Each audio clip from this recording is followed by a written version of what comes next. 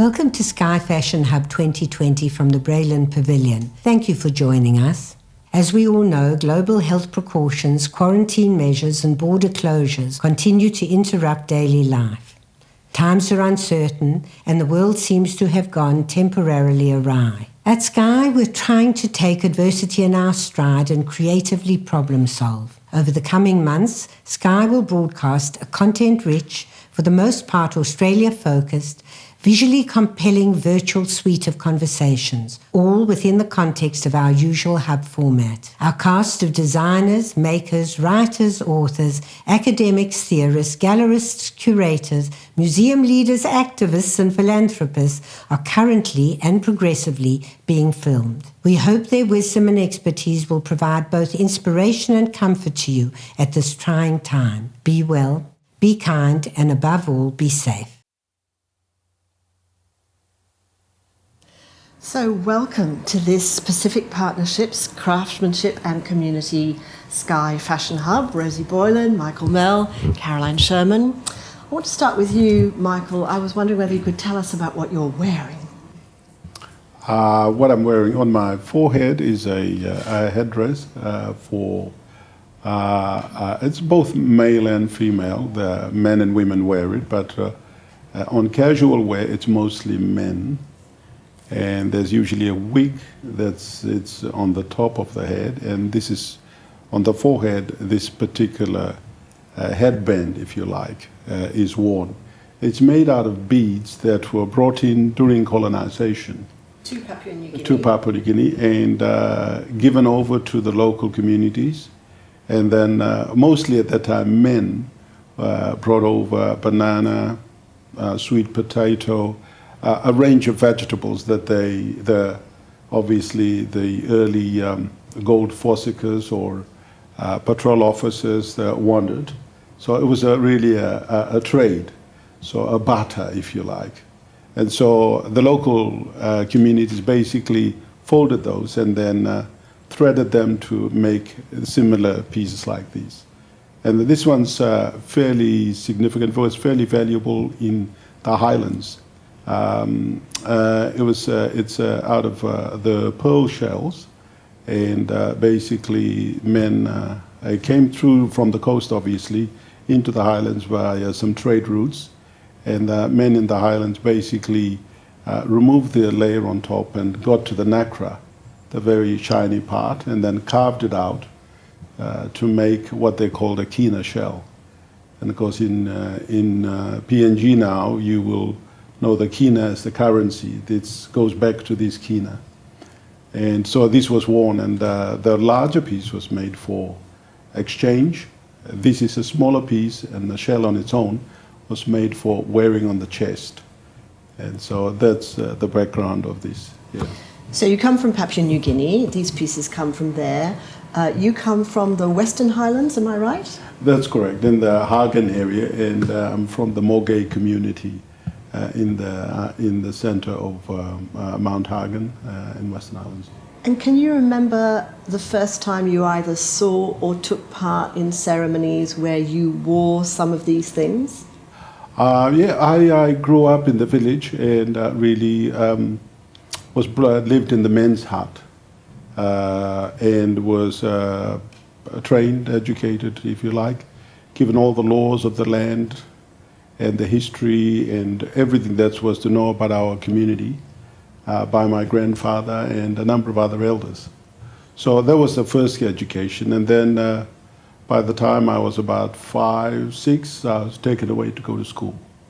So I had, that's the other form of education I had. But fairly early on, I had a very good education, and I'm fairly fluent in my language, my history and heritage. And that has really embedded me and my sense of who I am, in as much as I can now connect with and speak in another language and be here. So now you're working for a museum, the Australian Museum, which has a significant collection of Pacific culture artefacts.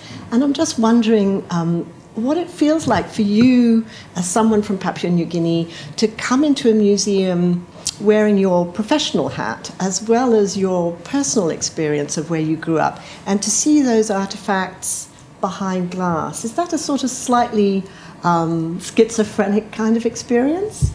It's a challenge on account of the fact that a lot of those objects represent history. History from my own heritage, as I had explained, connect with obviously communities and our pasts.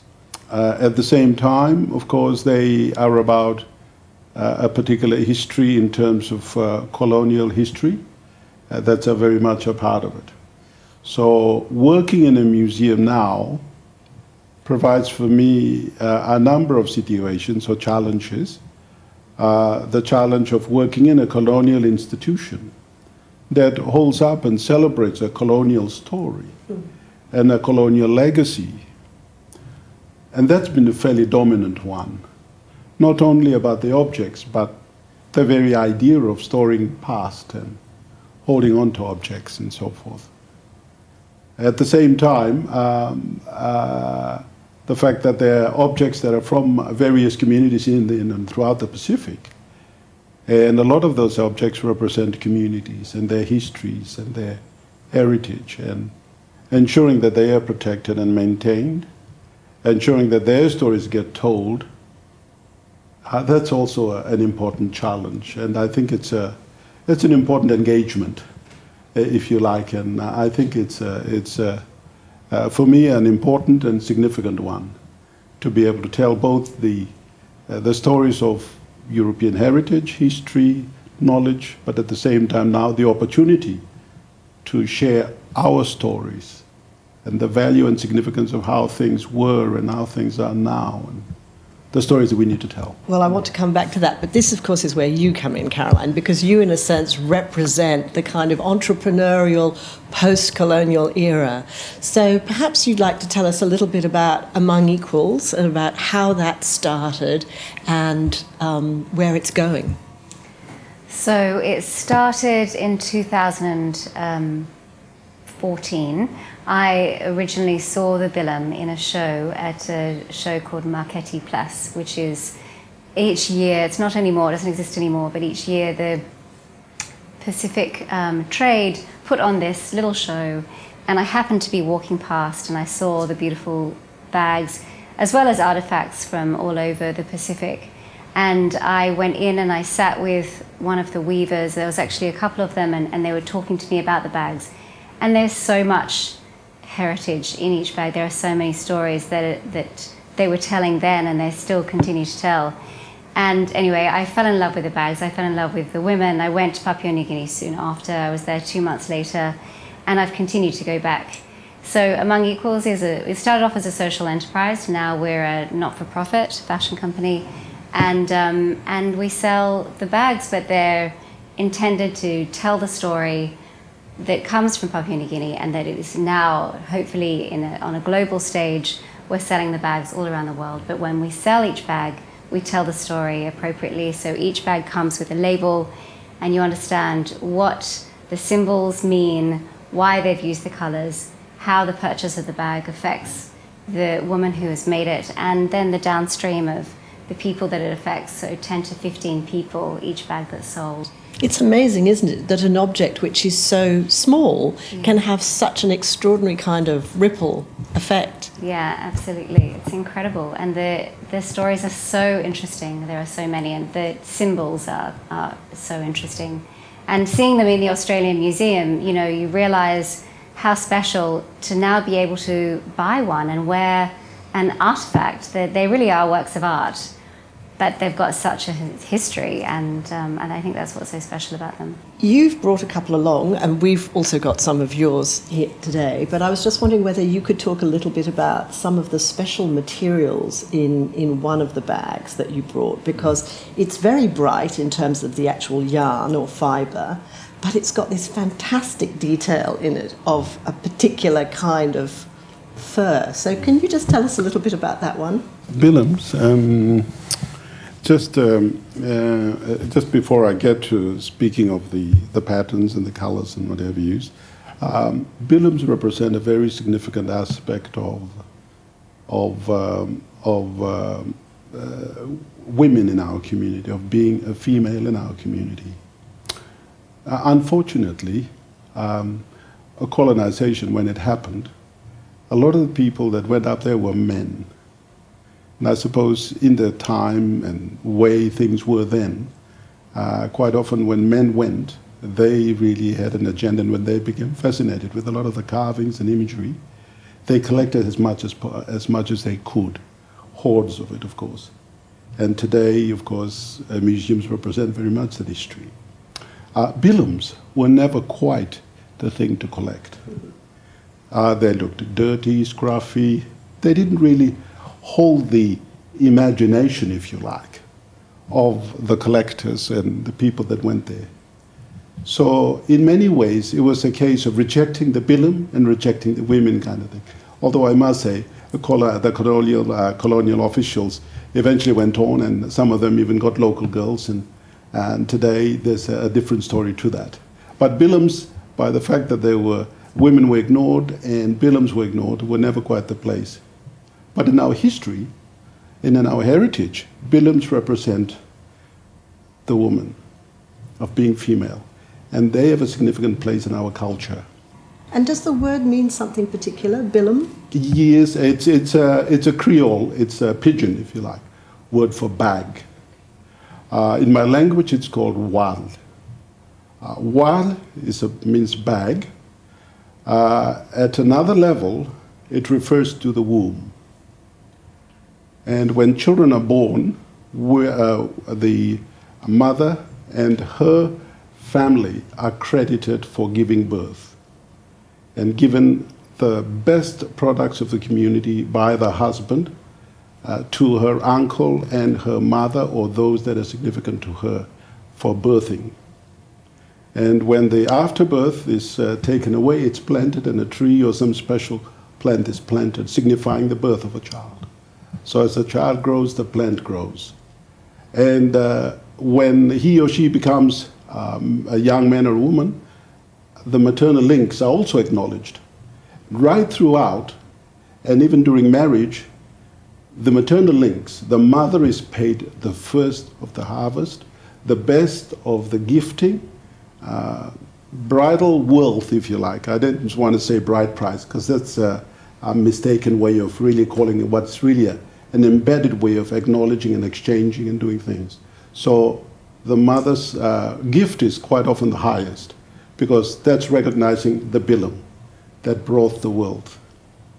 And then when you go right through to talking about someone passing on, the maternal links are quite often the ones that are given the highest recognition, because that's to cut the umbilical cord, to cut off the breast that fed the child. So bilams represent quite a significant aspect of PNG culture, if you like. The maternal link to the bag, the internal externalized as the bilam. So that's a very powerful metaphor of the place and significance and value of women in our culture. Quite often, history has misrepresented that aspect.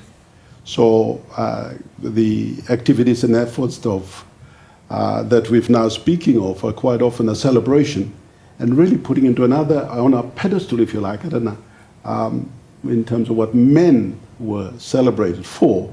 Quite often the women can be recognized.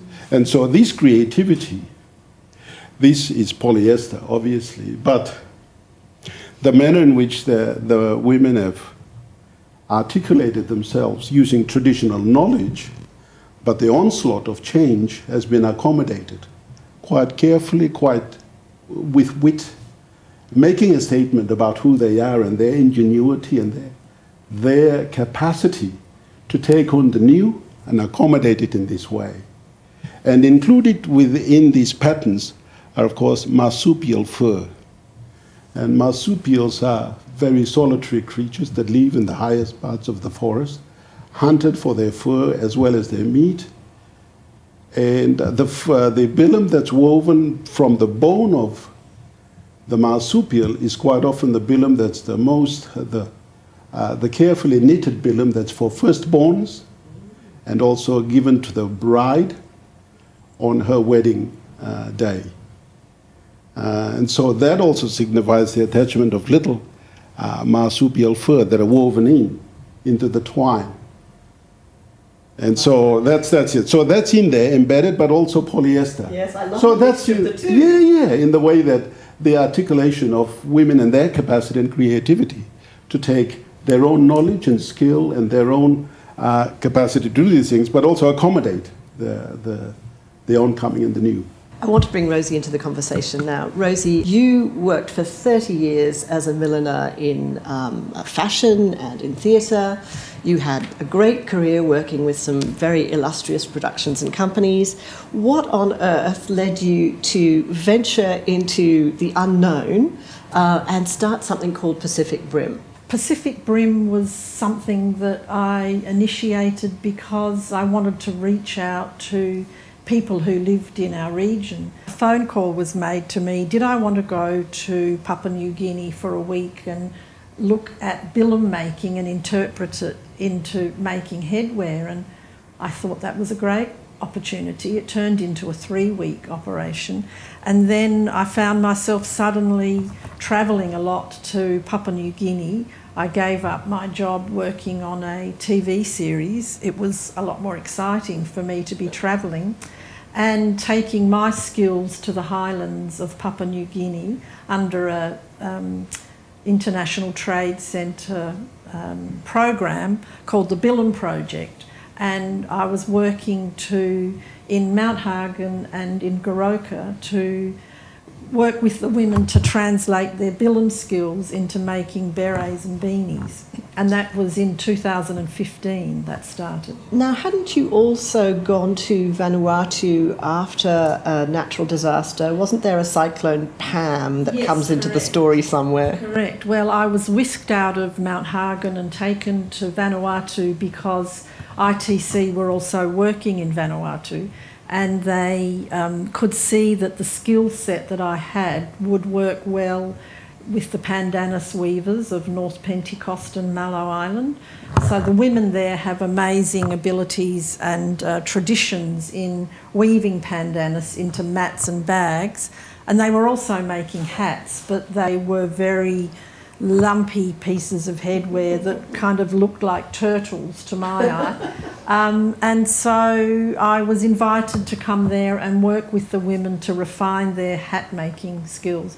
I'm not a weaver. I don't know the detail of weaving, but I have a language around weaving hats that works well with weavers who know how to weave pandanus to make hats to an international standard. So was the main misconception there not so much anything to do with weaving, but it was about hat shapes and about the fact that I think isn't the common misconception that a head is round, whereas in fact it isn't round? Well, yeah, that's true. Most heads are oval shaped, but also I think that possibly the Ni Vanuatu women learnt to weave hats from colonialists who wanted to wear hats to church on Sunday, and so they incorporated it as part of their weaving tradition, but I don't know if there was ever any great reverence to it. So while they maintain high level of manufacture for their bags and mats, the hat seemed to be something that they added on, and I don't think there was a commitment to it. They also didn't have any basic equipment, so we introduced hat blocks and a stripping tool that enabled them to cut fibres to an equal width. So a slight amount of mechanisation meant that they could make a more refined product.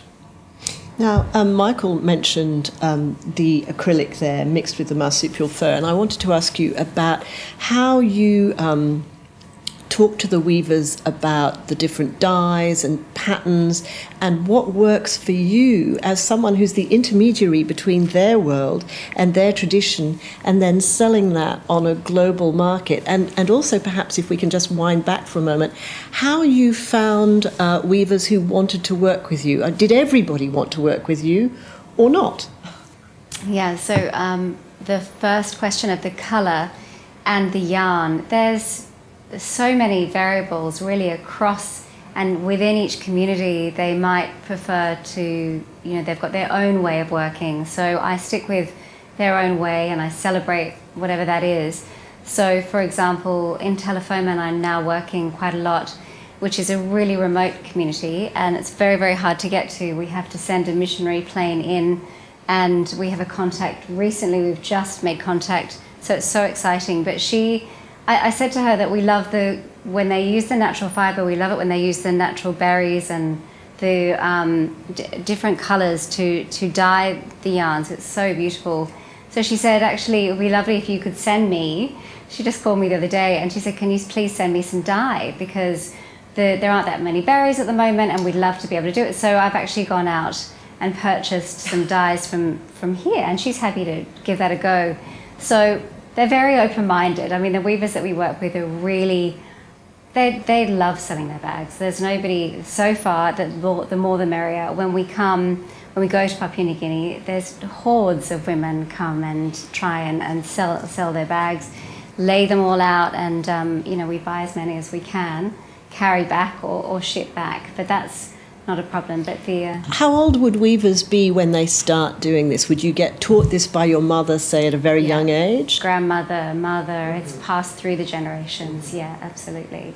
And the thing with Among Equals is that the younger women weren't being taught as much because they were just heading off, not necessarily keeping it in the family line. And now, because they've seen it as a viable business, they have been teaching them. And so that's really lovely. And then, it's nice to see that the younger generation, there's a lot of young women in their early 20s that are working and weaving bags. And you've got some key weavers there. You've got some women that you are absolutely dependent on and that you communicate with particularly closely because you're not there all the time. How often do you go, for example? We go once a year for the Bilams festival, but we were going to start going twice a year, but it's going to be difficult in these times. But we were going to go soon to Telefomen, but I don't think that can happen. But yeah, once a year, and in each area I have my main liaison who I speak to all the time. So we're on WhatsApp or Messenger, and we speak nearly daily. Yeah, speaking and also just sending messages to each other. Have you acquired some pidgin in the process? No, I understand a bit. I think, when everyone's sitting around chatting, I can understand, but I can't speak it myself. And there are over 800 languages, right, throughout the country. So Maybe that'll come. Maybe that'll come. Because I know, I remember, Rosie, when I talked to you about this originally, you said to me that one of the really important elements in getting Pacific Brim going was language, and that you are very dependent on translators and other people around you to kind of support the production. So can you just talk a little bit about that? Yes. In Vanuatu, they're incredible with language. Most people can speak 4 languages, so that's their own tribal language. Then everyone speaks Bislama, and then through the colonial heritage education system you either went to a French school or an English school, because Vanuatu was co-governed by French and English. So they're brilliant at their linguistics, and I have learnt I have learnt Bislama, as it's called in Vanuatu, and I have spoken it, but I come and go, and so I'm never there long enough to really grasp it. But the thing that is tricky is you'll be in a meeting, and the minutes come for a meeting and it's all in English, and then everything is spoken in Bislama, so I've had to learn to understand. But for me, my key person who's my main contact in Vanuatu, she speaks 4 languages and educated in English. So we email, we WhatsApp a lot. But I have been in situations where there's multiple languages, and the conversation has to move through 2 or 3 languages to come back to me to understand what's happening. And there was a stage where in the early days, I didn't realise, and I was trying to document the names of different weaves, and it was looking incredibly complex, and it is. But I later found out that North Pentecost women, this is one island in Vanuatu, North Pentecost had a language, and then Central Pentecost had a different language, and they were actually talking about the same weaves, but their language around it was completely different. And do the weaves have different names that are illustrative of a myth or a story or a place?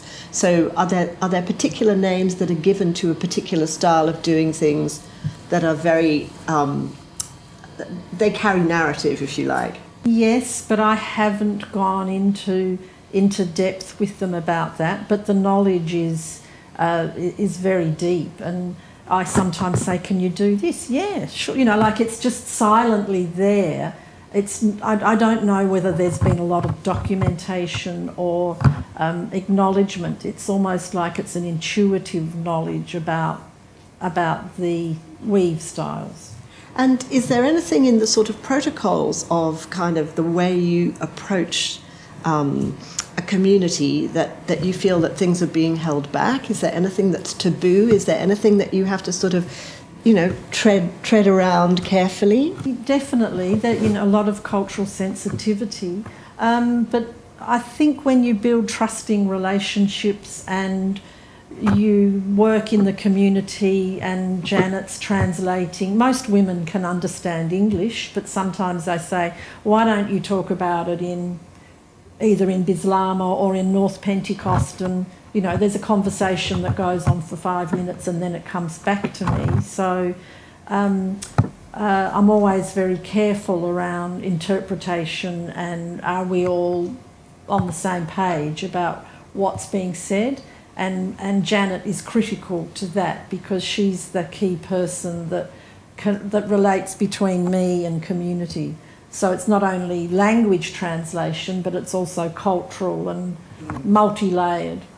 And Caroline was talking there about, the combination of using dyes that are sent from here with whatever organic plant material dyes. So with the weavers there, first of all, pandanus presumably is a sustainable, plentiful crop. It's not too dependent on weather variation, is it? Or it grows locally and it grows abundantly, mainly used for weaving. There doesn't seem to be other products that happen, like they don't eat it, from what I understand, but it's very prevalent. And dye, there is local dye, but we've introduced commercial dyes, and the women love that.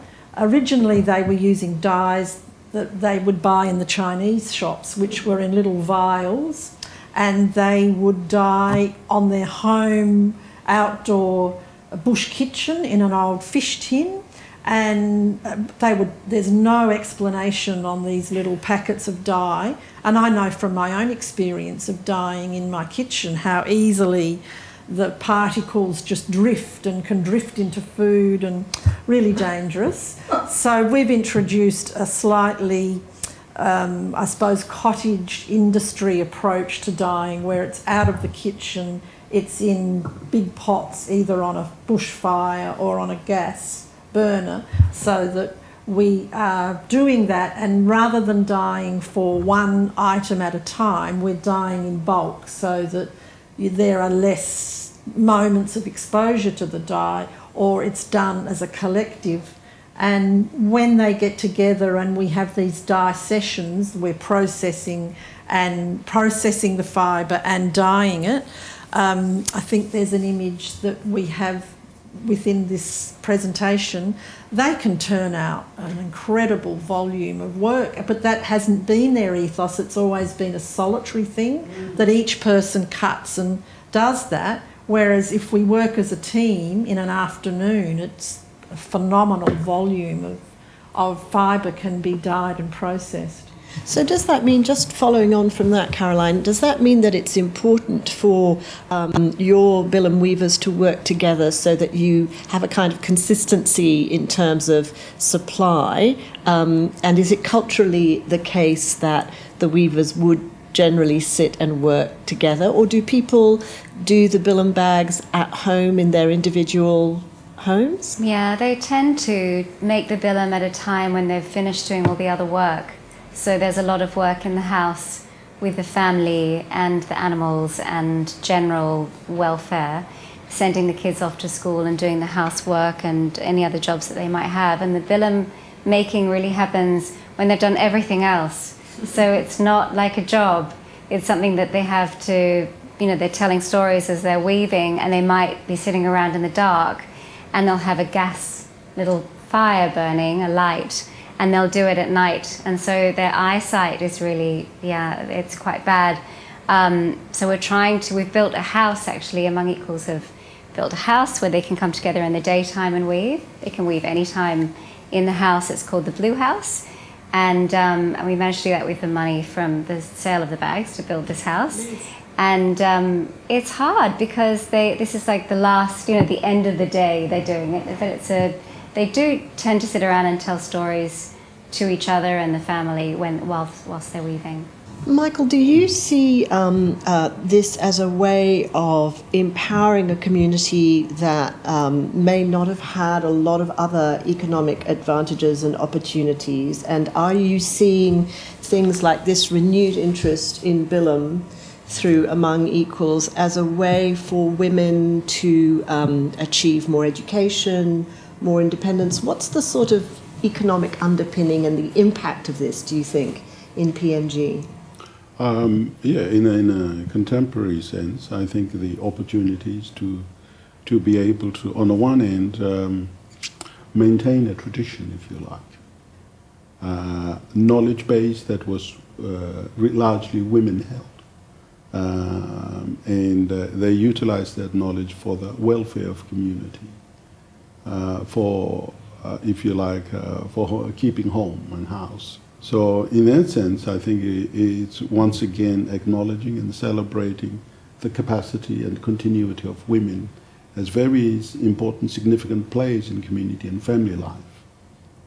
Translating that to the opportunities now, it provides for a lot of our women folk who have the knowledge of Bilam making, and who now are able to translate that knowledge and create Bilams that are now of interest and meeting the interests of others, not only in PNG or elsewhere within the Pacific, but beyond. And I think that's a great opportunity to really bring out once again knowledge that is very contemporary but deeply held, and a continuity that continues now to be celebrated and recognized and valued, not only commercially, but for the fact that it is an artwork, that it is something that is fashionable, but at the same time utilitarian, very practical. In a Bilam, you put in your knickknacks and your most private, your most inner things.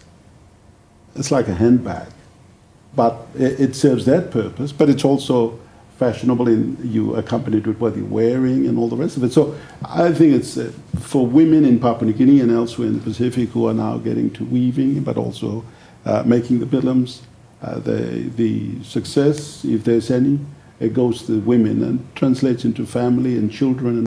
Do you think it alters the sort of status quo in terms of gender balance? Does it mean that the men see the women as having greater status because they have this earning capacity as a result of, say, working with Among Equals? I think there is an opportunity now to provide the opportunity. I mean, gender as a challenge, as an issue, is a fairly complex issue.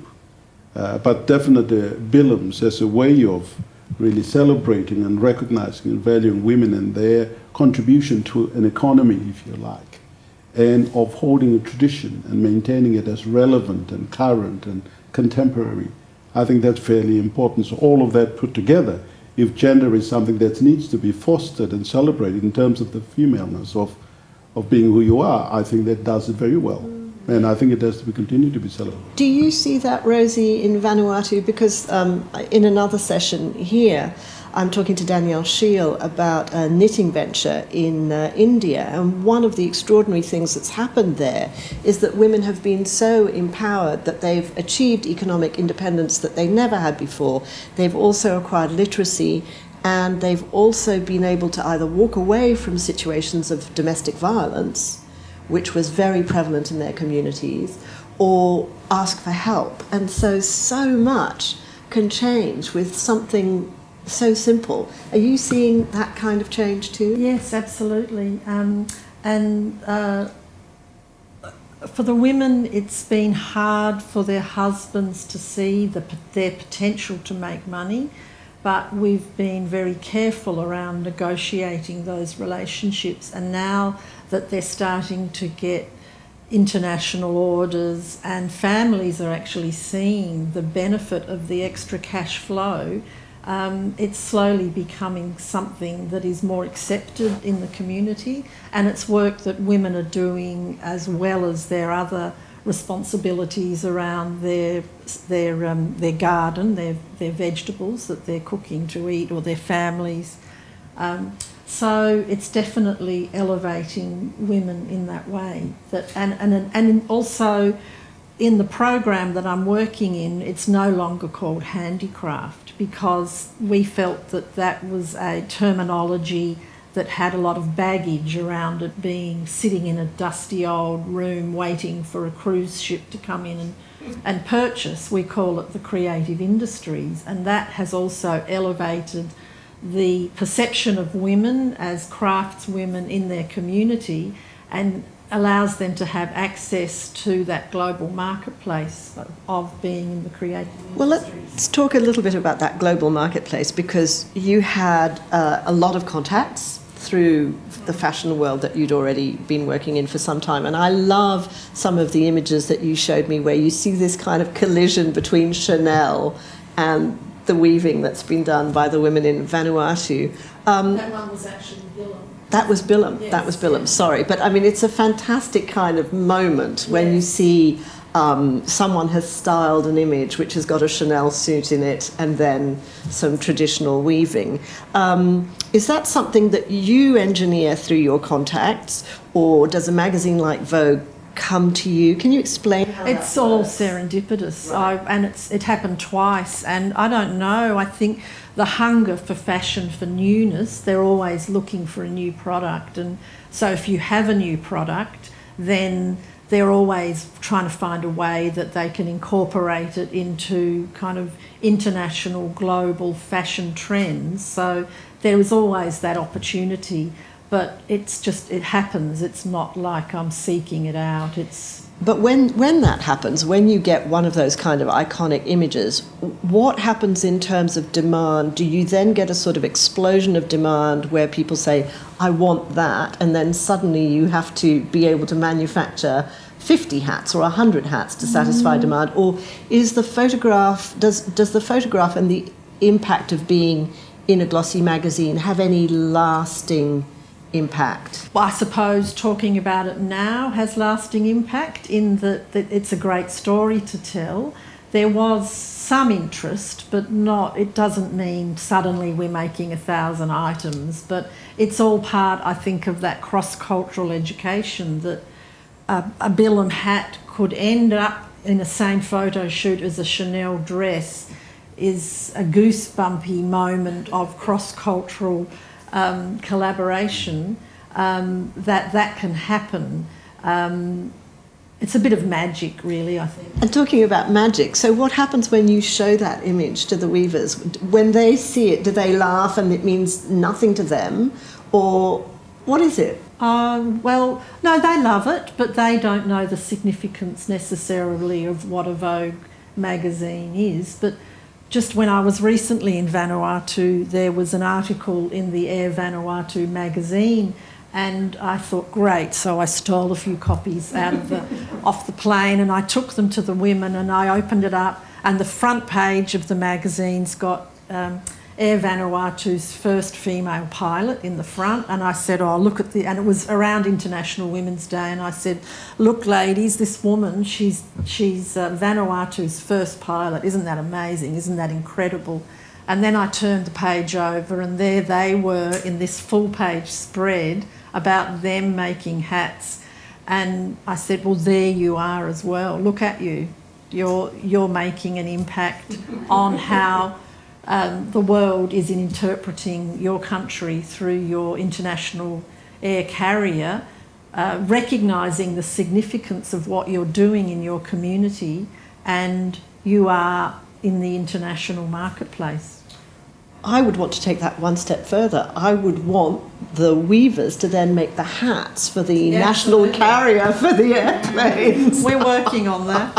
Good, I'm sure you are. So now you, in terms of the supply chain that we've just been talking about that can be generated in theory at least by appearing in a glossy magazine, you're in the process, I think, of developing a global market for Bilams. So at the moment you're selling through your shop in Coogee in Sydney and online, of course.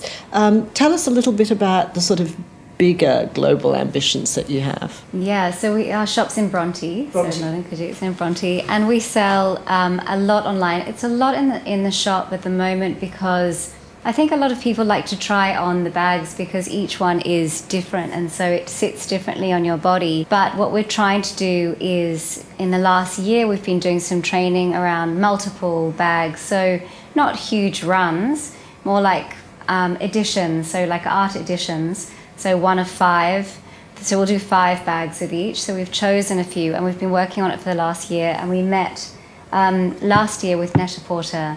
And their main concern, I think any online companies, their concern is that once you photograph a bag once, it's a big expense to put it on a model, to photograph the inside, to show how it looks, and to sell only one. And so they said we can't really sell unique. The special thing about the bags is that they're so unique and each one tells a story. But if you can make these smaller runs, then we'd be prepared to do it. So now we've been able to do it, and we've got a few different designs, and we're making different products as well, belts and bags that, you know, there are all sorts of different things. You can see the natural fibre, the acrylic fibre, there's so many. But yeah, the multiples, if we can get them onto an online platform, that would be game-changing for us. But we do sell a lot at the moment to international, so Japan. There's quite a few stores in Japan. We're in New York, in London, in LA, in Italy. So they are being sold all around the world right now. Amazing. And art galleries, actually. That's our major. We're so thrilled about the art galleries in Australia. So we're hoping to get them into art galleries around the world as well. Michael, is there an issue with climate change and with sustainability, with using natural resources? You know, when we see in museums things that are covered in feathers, things that are covered in shell, are these finite resources, do they have to be managed very carefully now? They may not be relevant to actual pandanus or to the manufacture of the bilam, but other more traditional crafts. Are you concerned about sustainability? Yes, I think very much. Within the contemporary context, there are a number of challenges, one of which is, of course, climate change in relation to the weather patterns that have changed, and that has affected, of course, in places like Papua New Guinea, where certain vegetation is now very, very different. You're now in an elevation of, say, 1,500 to 2,000, places where you could not see coconut palms grow. They don't bear, or if they bear, they don't bear the nut in terms of the normal, if you like, what you usually see on the coast, but they're just simply like tennis balls. But all the same, it just is an indication that the weather the weather patterns are changing, temperatures are changing, and increasing, that is. And with that, of course, a lot of the vegetation is affected in terms of the temperature change. Food crops are changing. That puts a challenge on many of the homes and women in particular, where they are very involved in feeding families and the like, that food becomes very significant to are very scarce, or you're relying more and more on other sources, like rice or other products that are imported rather than the local. As well as that, you don't find the animals anymore. If there were marsupials that I spoke of previously, they're no longer readily available. They go further and further into the forest, or their food supply is beginning to change. And so they're now getting lesser and lesser. So it's fairly clear. So one of which is climate change. The other one is, of course, deforestation through mining interests, logging interests, oil palm, because oil palm obviously is you clear fell a forest to plant just a monocrop, and a monocrop changes an ecosystem completely. So all of that impacts what is grown on land, what grows naturally, has now suddenly changed, disappeared in some cases. So for natural fiber to be obtained from the landscape is a lot of a challenge now. It's further away, or is no longer available, and so forth. So I think there are many aspects to the way these traditional processes are now beginning to be impacted by a lot of these new challenges that we're now facing. So just staying with the issue of sustainability for a moment, plastic in the Pacific is a mammoth problem. Is there a way in which either the cultures of PNG and Vanuatu are using the plastic that they're harvesting from beaches, or what is the sort of relationship that these two cultures have to plastic? Rosie, do you want to answer that? Yes, well, plastic was banned in Vanuatu, I think 1 or 2 years ago, and that's been really beneficial for the creative industries because it's an opened space for people to go back to using traditional bags, and so there's an uptake on pandanus bags being used, but that's meant that the focus has been drawn to the need to plant more pandanus. So there is planting programs happening now with the realisation that pandanus is a wonderfully robust fibre that can be used for general daily use in carrying goods around. So on a very creative level, there's recognition of the need to be planting pandanus and to be ready for the uptake of more people using the bags. But the other good news in Vanuatu is since the banning of plastic, there's so much less plastic on the beaches all over the islands. It's a good news story for the archipelago. Thank God for that. Yeah. I think if we're talking about sustainability, the most interesting thing is my most recent story that when I was there last, they do make the bilam out of unused plastic bags, that's also, I've got quite a few they were from a particular region that are really quite beautiful. But with sustainability, there are these sheds in the highlands of Papua New Guinea which are full to the brim of second-hand clothes that have been shipped in crates from Australia, not around the world, but I think Australia, and they are the dirt on the floor, and they just are in like an aircraft hangar, these things, and they're just where everybody shops. This is where they buy their clothes. They're very cheap, 20 cents or 20 kina for a jacket, and they're buying their knitwear from there and then unravelling the knitwear and making them into the bilam bags. And so most of the bags are actually recycled from knitwear. So that's a really interesting and lovely That's update. fantastic, isn't it? Because it really is an antidote to the whole fast fashion problem. And this is a really resourceful way of recycling. Yeah, exactly. What about, we were talking before about that sort of cultural collision between a woven hat from Vanuatu or a bilam and, say, a sort of a couture house label. And there was an outcry a couple of years ago when a fashion magazine appropriated a Native American Indian headdress as an accessory. And I think that millennials in particular are very concerned about issues to do with cultural appropriation. They're much more respectful, they're much more aware that there are these sensitivities. Are there protocols that concern you about the sorts of things that we're talking about here today in terms of what is respectful and what is not respectful? Among equals, amongst a number of organizations, pay particular recognition to women and their capacity and the sourcing of that material and the way in which the communities are, I suppose, allowed to create, enabled and supported in a number of ways to sustain themselves, so forth. So in that sense, that's great. And you know that there's a continuity. On the other hand, you have, there was one case in Bougainville last year where the Chinese outfit that was there basically took a sacred object, the design of it, and it got printed on the material, the design of the Upe hat. And if you see the Bougainville flag, you'll see in the center of it the hat, the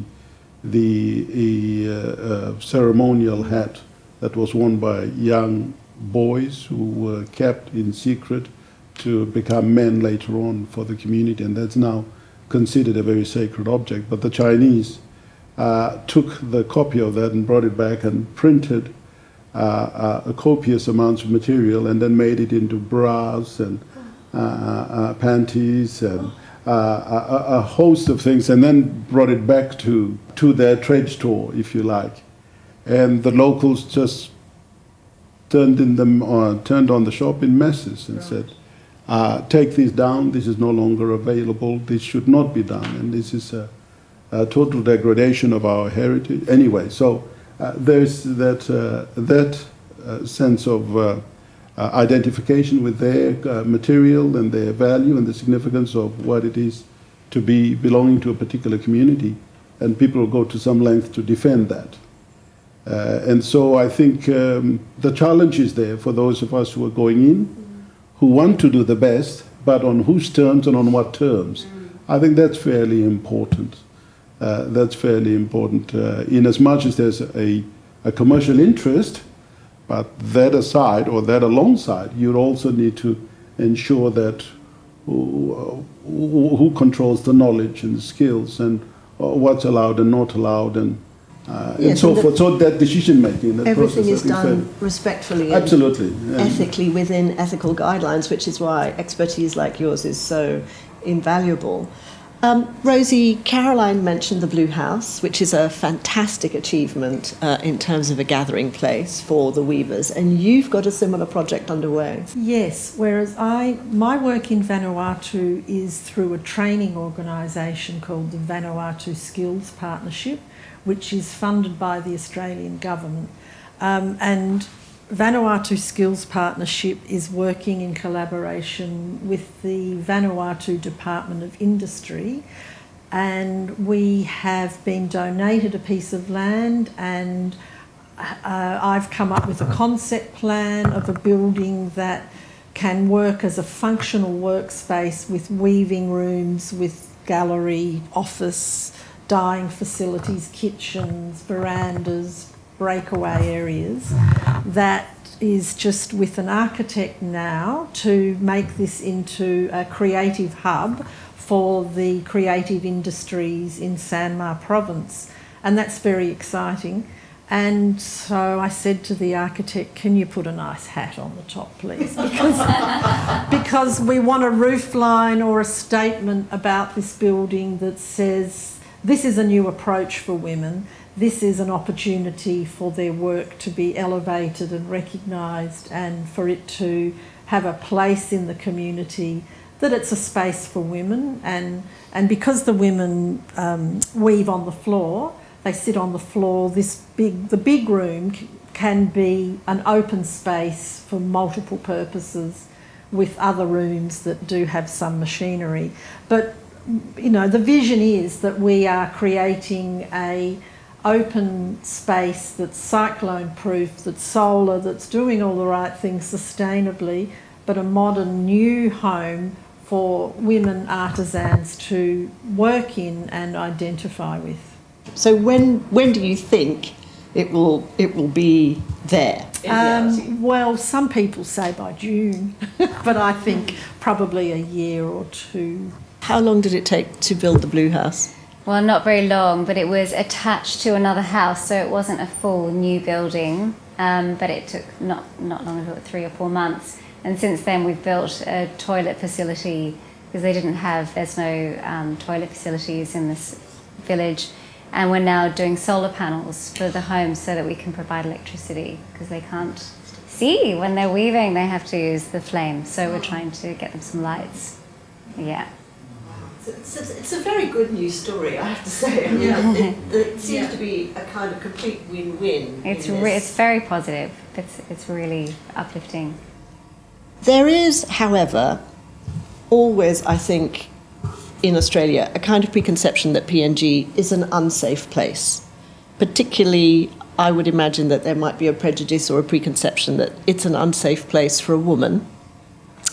So have you ever felt unsafe there? Has anything happened to you there that has ever made you think, maybe I've, gone a little bit too far out of my comfort zone? No. It does feel a little bit like the final frontier because it's so untouched. But I think that's why it's so beautiful.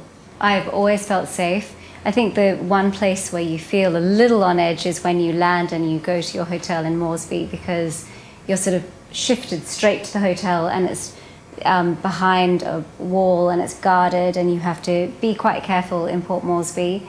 But once you're in the Highlands and you're looked after by, all of my weavers know me now really well, and they come and whisk me away, and I feel very much a part of the community and really held and looked after, that I've never felt unsafe. I think it's preconceived. I mean, there are a lot of stories around it, but it's such a stunning place and the people are so lovely that, you don't feel that once you're there. And presumably you feel completely safe in Vanuatu. There's never been an issue there where you felt... I feel very comfortable in Vanuatu, but as a senior woman travelling on your own, that kind of has a level of mystique to it. People like to know what you're doing. So I have had a few rough rides. One was with a cyclone, another was with some people who had to evacuate their own island because of a volcano. Sort of small incidents which have never really stopped me from going, but that's part of the ride. You are stepping out of your comfort zone, but it's something that I like to do. But generally I find the Melanesian people great people to work with, and I have them in my heart and want to continue working with them. Well, thank you all for this wonderful and inspiring conversation this afternoon, Rosie, Michael and Caroline. Thank you.